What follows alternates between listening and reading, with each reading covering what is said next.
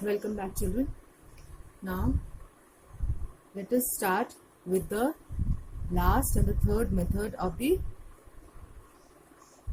calculation of national income. The last method or the third method is the expenditure method. Expenditure method for the calculation of national income. So, just what I've written. It is also called consumption and investment method or income disposable method. The other name for this expenditure method is consumption and investment method or income disposable method. So this is the last method for the calculation of national income. The first two methods were value added method and the income method. The third method is the expenditure method. Now just see what do you mean by expenditure method? According to this method, national income is estimated in terms of expenditure on the purchase of final goods. On the purchase of final, the expenditure which is done on the purchase of final goods and services produced in the economy during an accounting year. Income method was regarding, it was a sum total of factor income. But over here in the expenditure method, we have to do the sum total of expenditure which has been incurred on the final purchase of goods and services produced in the economy during an accounting year. Okay. Now, the total estimated expenditure on the final goods produced during the year is equal to GDP MP. In the income method, what we got? We have done the total of all the factor income and we got NDP-FC, that is domestic income. But over here, we will estimate or we will do the sum of all the expenditure and what total we'll get the total as GDP-MP. Okay. Now, come to the classification of final expenditure.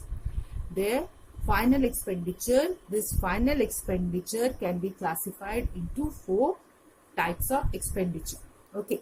Now just see. The first one is private final consumption expenditure.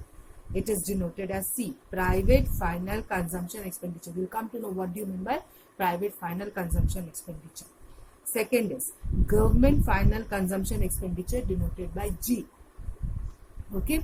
The third is investment expenditure, or we call it as gross domestic capital formation.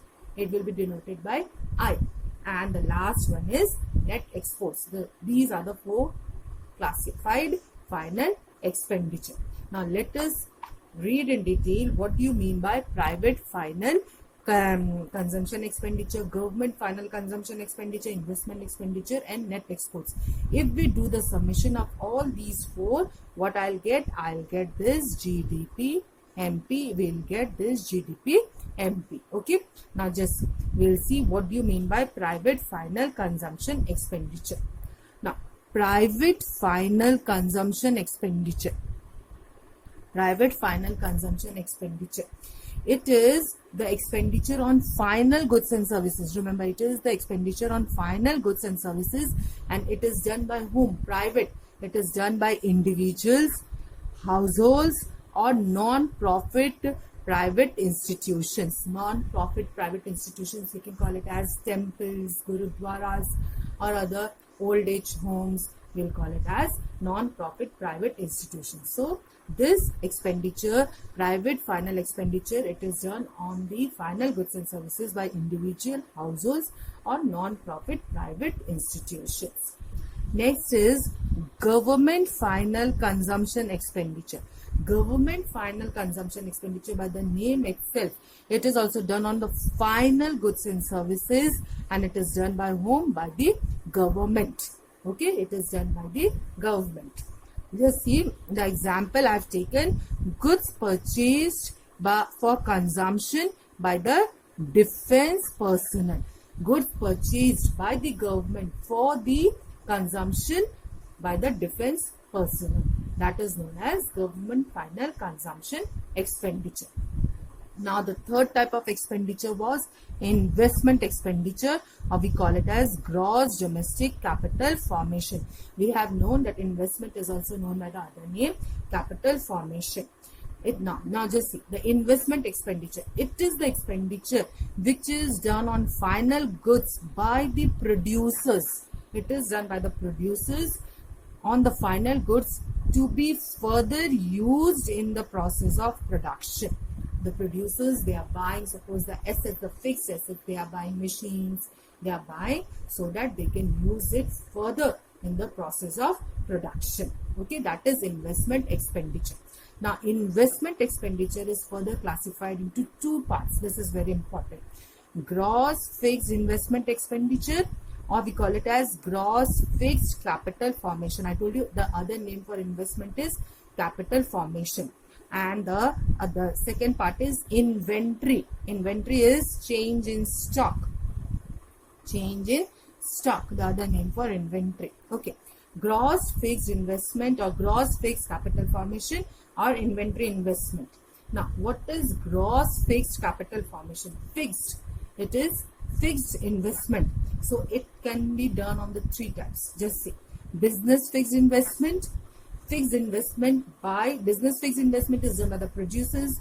Fixed investment by the household for the construction of houses. And third, the investment which can be done by the government. Fixed investment that can be done by the government. The government, if it does the expenditure on the construction of roads, railways, that is known as fixed investment. Business fixed investment is done by the producers.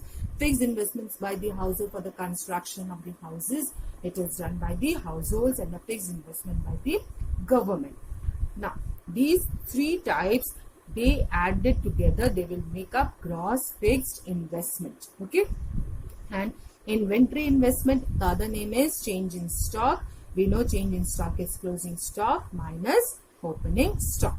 So, investment expenditure is classified into two types, gross fixed investment plus inventory investment. These two added up, if we add up these two, we'll get investment expenditure or gross domestic capital formation. Now, the fourth part is net exports. What is net exports? It is the difference between exports and imports. It is a difference between exports. Exports is denoted by X and imports is denoted by M. So, X minus M, it will give you net exports. Now, if I add up private final consumption expenditure, government final consumption expenditure, investment expenditure and net exports, what I'll get? I'll get this GDP MP. Okay, we have seen the classification of the final expenditure. Now, and by adding up all the final expenditure, what did we get? We got this one, GDP MP. Now, how to get national income? Now, let's start. Just see. GDP MP, how did we get? The first thing, what we have added? We have added private final consumption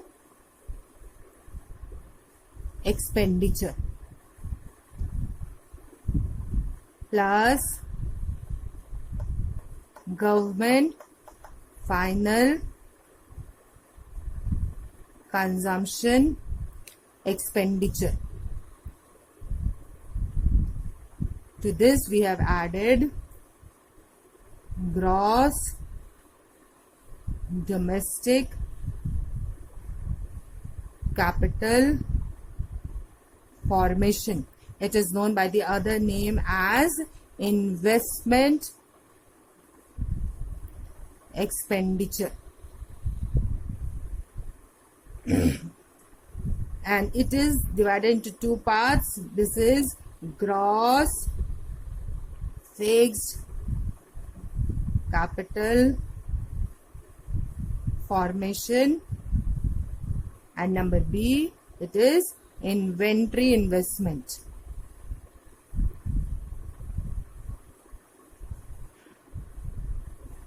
Okay, these two if I add, I'll get gross domestic capital formation. Sorry children. Next, in the sum they can give you net domestic capital formation also. If they have given you net domestic capital formation, you will get the answer as NDP MP, not GDP MP, because depreciation is already adjusted over there. To this I will add net exports. What is net exports? It is exports minus imports. Okay, and if these four things are added together, what I am getting GDP MP. But what I have to get? I have to get national income, NNP, FC. All of you know the three basic concepts. What to do? So from G to N, NDP, MP. What we do? Minus depreciation or consumption of fixed capital, minus. Now gross. Now NDP, FC. From MP to FC we go. What we do? We do minus net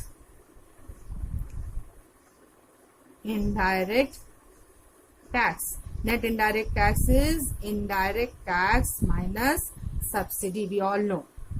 We have learned. Now the last one is the national income. NNPFC. This is the domestic income. NDPFC is domestic income. Now this is what? National income. We have to get national income, NNPFC. To domestic to national, if we go, we add NFIA, net factor income from abroad. And what is NFIA? NFIA is factor income from abroad minus factor income to abroad. Okay, so this is the full procedure of getting the national income by expenditure method. One thing children get confused over here in this item, gross domestic capital formation. Gross domestic capital formation, it is made up by two: gross domestic fixed capital formation plus inventory investment. Sometimes in the sum they will give you only gross domestic capital formation and they'll give you inventory investment. They'll not give you gross domestic fixed capital. If they have given gross domestic capital formation and inventory investment, that time you don't take inventory investment, because gross domestic capital formation already includes inventory investment. If the word fixed is there, then only you add inventory investment to get gross domestic capital formation. Okay, this is the whole procedure for the expenditure method.